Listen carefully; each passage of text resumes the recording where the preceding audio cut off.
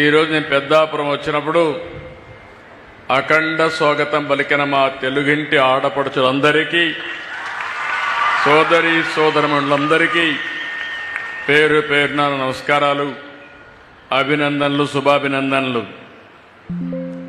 ఈరోజు నేను ఇక్కడికి వచ్చింది మీలో ఒక చైతన్యం తీసుకురావడానికి. నేను పెద్ద పెద్ద ఇనాగ్రేషన్లకు రావడం లేదు. మీరందరూ పరిశుభ్రంగా ఉండాలని చెప్పడానికి ఇక్కడికి వచ్చాను. మీ మున్సిపాలిటీలో కూడా చూశాను.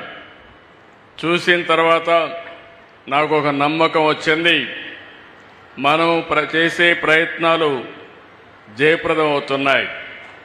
మామూలుగా ఎవరు ఈ పనులు చెయ్యరు.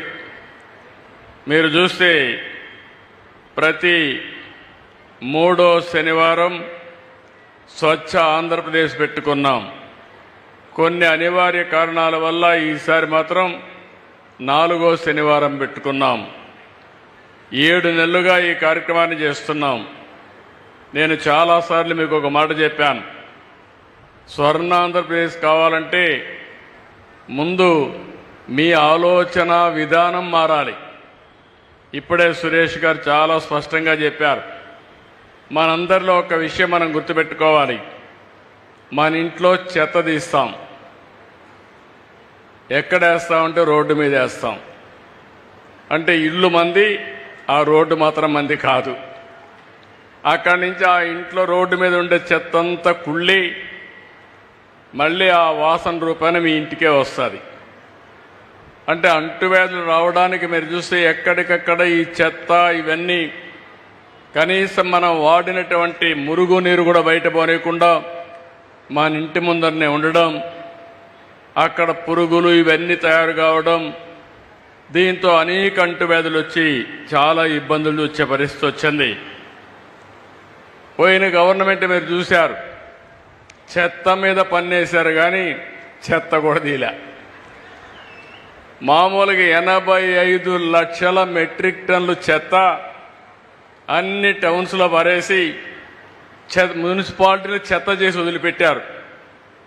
ఈరోజు ఈ ప్రభుత్వం ఒకటే ఆలోచించాం, మా మంత్రి చెప్పాను, మా డిపార్ట్మెంట్ చెప్పాను, అక్టోబర్ 2వ తారీఖు నాటికి 85 లక్షల చెత్త చెదారం ఏదైతే మున్సిపాలిటీస్లో ఉందో అన్ని క్లీన్ చేసే బాధ్యత వాళ్ళకి అప్పచెప్పాం.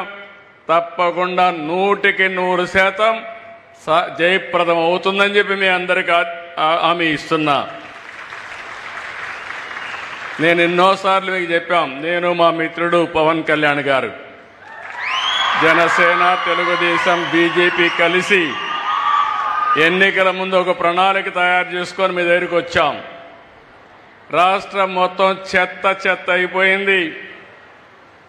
రాష్ట్రాన్ని విధ్వంసం చేశారు, కుక్కలు చింపిన విస్తరి చేశారు, అతలాకుతలం చేశారు, ఎవరికి కూడా ఆనందం లేకుండా చేశారు. మాట్లాడితే కొట్టడం, పోలీస్ కేసులు పెట్టడం, చాలా అరాచకాన్ని సృష్టించారు.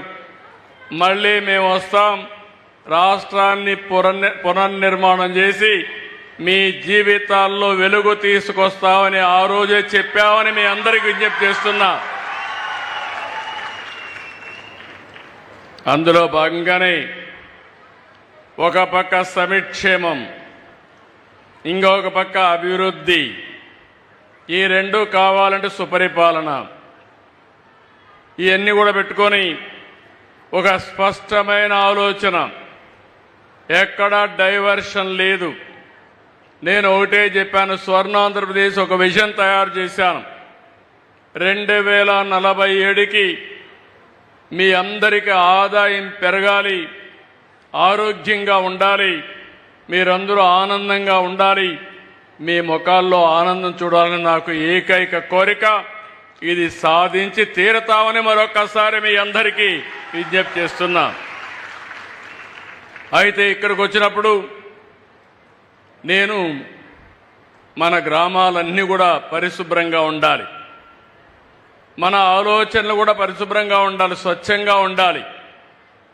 నాకెప్పుడు ఈస్ట్ గోదావరి జిల్లాకు వస్తే, పాత ఈస్ట్ గోదావరి జిల్లా అందరికంటే మంచి మనసున్న వ్యక్తులు ఈ జిల్లాలో ఉన్నారని చెప్పి కూడా నేను మీకు తెలియజేస్తున్నా. ఇప్పుడే చిన్నరాజప్ప గారి ఉపన్యాసం విన్నారు, గట్టిగా కూడా మాట్లాడు.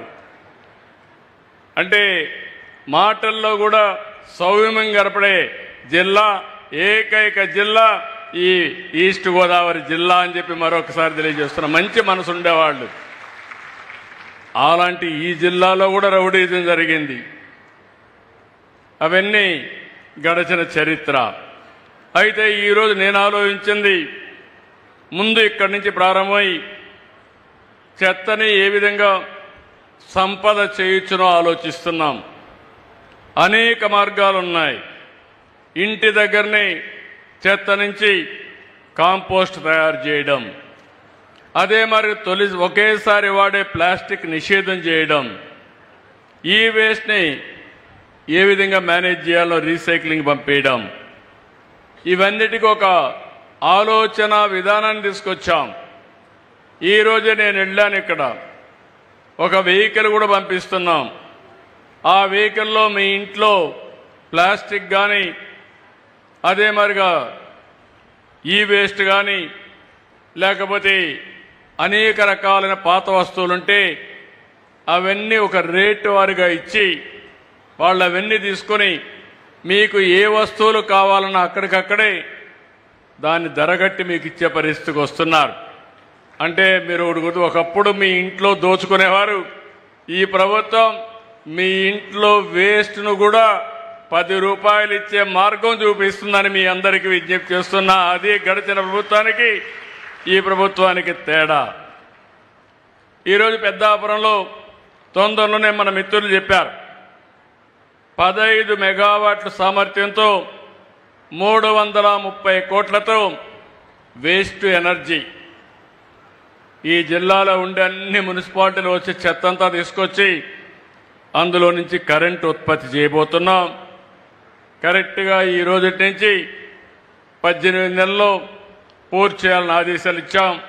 మన వాళ్ళు 2 ఏళ్ళు అంటున్నారు, కానీ నేను 18 నెలల్లోనే పూర్తి చేయాలని చాలా స్పష్టంగా ఆదేశాలు ఇచ్చామని చెప్పి కూడా నేను మీకు తెలియజేస్తున్నా. Please subscribe to Leo news for more videos.